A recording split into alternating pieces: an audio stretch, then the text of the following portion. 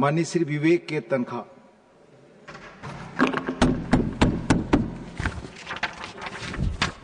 Honourable chair, Meghwal जी से मैं एक बात पे एग्री नहीं करता हूं कि ये बिल का डिलीशन या रिपील कोई गुलामी की मानसिकता का आधार है। ये कानून की एक प्रक्रिया है जो पहले भी होती थी और आज भी होती है। आपने क्या किया है? आपने 2 शेड्यूल्स बनाए हैं अमेंडमेंट के और रिपीलिंग के।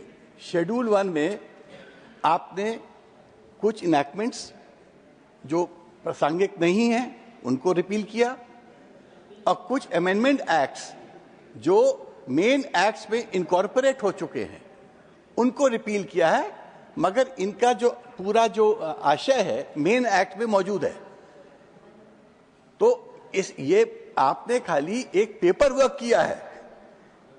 इसमें ना तो कोई गुलामी की मानसिकता है ना कोई ऐसी बड़ी बात है कि आपने कोई बड़ा फतेह कर लिया है। दूसरा क्या है? दूसरा आपने कुछ जो अमेंडमेंट्स लाए हैं, जो शेड्यूल 2 है उसमें आपने अमेंडमेंट्स किए हैं।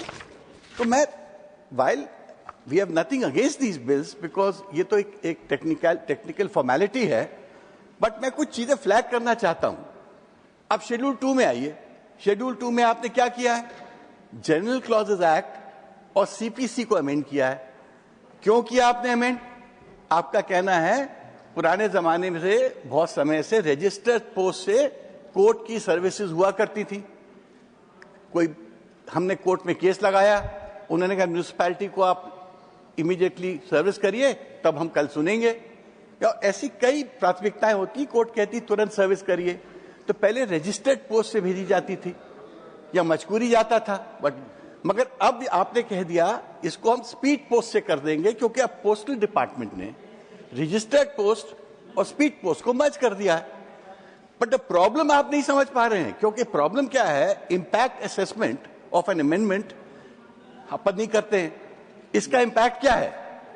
आज जबलपुर में जो मेरा शहर है वहां पर इसको लेके जम के विरोध चल रहा है। क्यों विरोध चल रहा है? आपने रजिस्टर्ड पोस्ट को खत्म कर दिया, मर्ज कर दिया स्पीड पोस्ट पे, और स्पीड पोस्ट का हब अब आपने ओनली 2 शहरों में रखा है, इंदौर और भोपाल। तो अब जबलपुर में जो स्पीड पोस्ट आएगी, जब आएगी पहले वो इंदौर या भोपाल जाएगी, फिर वहां से आराम से कछुए की चाल से जबलपुर तक पहुंचेगी। जो पहले 2 या 3 दिन में हो जाती थी चीजें, वो अब 6 दिन में होंगी। जबकि ये जमाना अमेज़न और फ्लिपकार्ट का है। आप कोरियर सर्विस से आप 24 घंटे में सर्विस करा सकते हैं। तो ये जो आपने अमेंडमेंट किया है, इससे कोई फतेह नहीं किया आपने, बल्कि आपने लोगों को और परेशान किया है। वहां एजिटेशन चल रहा है इस बात को लेके कि आपने जबलपुर के हितों के साथ कुठाराघात किया है। तो मेरा ये कहना है कि हम अपोज नहीं कर रहे हैं, बट इसमें जब ये अमेंडमेंट्स आप लोग करते हो तो इसमें और ज्यादा विचार विमर्श होना चाहिए, उसका इंपैक्ट के बारे में सोचना चाहिए। मैकेनिकली इन चीजों को नहीं करना चाहिए। मैकेनिकली करने से आप अपना पर्पस अचीव नहीं करते। जैसे डिजास्टर मैनेजमेंट एक्ट है, मैं बहुत डिटेल में नहीं जा रहा हूं। डिजास्टर मैनेजमेंट एक्ट में आपने कह दिया हम जो वर्ड प्रिवेंशन है उसको the word preparation shall be substituted. पहले प्रिवेंशन था, अब आपने प्रिपरेशन कर दिया। अब बहुत प्रिवेंशन का मतलब क्या है? अगर फ्लड्स आने वाले हैं या माउंटेन्स ढहने वाले हैं तो आप प्रिवेंशन का भी कार्य करेंगे। और प्रिपरेशन का क्या है कि हम जब चीज हो जाती है उसमें रिस्पॉन्ड करेंगे। तो ये दोनों अलग अलग मीनिंग्स हैं। इसका मतलब ये है कि अब हम प्रिवेंशन का कार्य नहीं करेंगे जो प्रिवेंशन के लिए होना चाहिए। अब जैसे पूरे उत्तरकाशी में फ्लड्स आ रहे थे, पंजाब में, हरियाणा, अभी हमने देखा हिमालयाज मेल्ट हो रहे हैं, ग्लोबल मेल्टिंग चल रही है। अब डिजास्टर मैनेजमेंट इंस्टीट्यूट का भी ये सब काम नहीं रह जाएगा। वो खाली एम्बुलेंसेज रेडी रखेंगे, बोट रेडी रखेंगे, कुछ हो जाएगा तो वहां पहुंच जाएंगे। तो वो मेरा ये कहने का मतलब है, आप लोग बहुत ज्यादा इंपैक्ट असेसमेंट नहीं कर रहे हो, मैकेनिकल वर्क कर रहे हो, बिना सोचे समझे कर रहे हो कि इसका इंपैक्ट क्या होगा, नहीं होगा, कितना होगा, ये जनहित में है, नहीं है, किस हद तक है। इसमें कोई बुराई नहीं है, बट मैं तो इसमें भी अच्छाई देखना चाहता हूं कि आप कुछ ऐसा करो जिससे जन भागीदारी बढ़े, प्रिपरेशन टू फाइट डिजास्टर्स हमारी बढ़े। अब now let me come to the bills first schedule के। आपने फॉर इंस्टेंस हाई कोर्ट जजेस एंड सुप्रीम कोर्ट जजेस salaries and conditions of service amendment act 2018 को हटाया, रिपील किया। बट इसका मतलब थोड़ी कि सैलरी जजेस की बंद हो गई है। इसका मतलब है जो आपने किया था वो मेन एक्ट का पार्ट हो चुका है, और उनको सैलरी मिलती रहेगी। बट मेरा तो दूसरा पेशा है। मेघवाल जी हैं, मेघवाल जी तो बहुत सालों से हमारे लॉ मिनिस्टर हैं और ये सब बातें समझते हैं। हमारे एनजीसी का क्या होगा? जो तमाम रिकमेंडेशन जो रुकी हुई है उसका क्या, उसमें क्या चर्चा हो रही है? उसमें क्यों नहीं कुछ चर्चा होती है? हमारे जो 5 करोड़ केसेस पेंडिंग हैं उसके बारे में क्यों नहीं सोच विचार हो रहा है?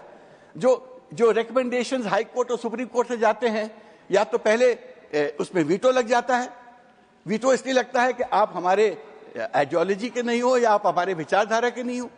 तो बहुत सारे इश्यूज हैं इस देश में, हम उन इश्यूज के बारे में सोच ही नहीं रहे हैं। हम तो एक मैकेनिकली कह दिया कि भाई हमने जजेस को सैलरी दे दी है इसलिए जजेस को काम करना चाहिए और पूरे देश की बातें खुद ठीक हो जाएंगी। खुद ठीक कैसे होंगी? जब तक आप जुडिशियल रिफॉर्म के बारे में नहीं सोचोगे तब तक ये 5 करोड़ केसेस का क्या होगा? सर, आज केस अगर फाइल होता है डिस्ट्रिक्ट कोर्ट में, सिविल कोर्ट में, तो हो सकता है मेरे ग्रैंड चिल्ड्रन तक भी उसका डिग्री का फल ना भोग पाए। प्रॉब्लम देश की उससे भी बड़ी है। पर फिलहाल बिल रिपीलिंग बिल पर है। नहीं, तो मैं ये कह रहा हूं कि इम्पैक्ट असेसमेंट जो है, आप खाली मैकेनिकली सब्जेक्ट्स को डील कर रहे हो, सब्जेक्ट्स के जो आत्मा है उस पर आप ध्यान ही नहीं दे रहे हो। अब जैसे मेरी एयरक्राफ्ट अमेंडमेंट एक्ट है, अभी देखिए हमने इंडिगो का क्राइसिस देखा। आई विश उस पर कुछ अमेंडमेंट्स आते, उनको किसी तरह आप उनको, सर 8 मिनट है सर। नहीं 4 सेकंड्स हैं अब।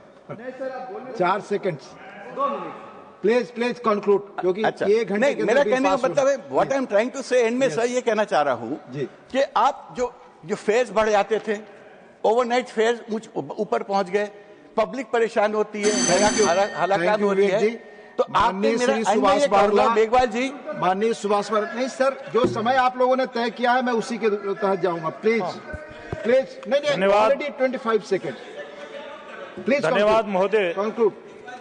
उपसभापति आपके महोदय, पास बहुत बड़ी अपॉर्चुनिटी थी और है। आप चाहते हैं तो इन सब इनैक्टमेंट्स पे एनालिसिस करके इम्पैक्ट असेसमेंट के साथ जो अमेंडमेंट्स लाते तो हो सकता है एक नई रोशनी इस देश पे आती। Thank you. बहुत अच्छा। सुभाष बारला जी, प्लीज समय का पालन करिए, 5 मिनट प्लीज।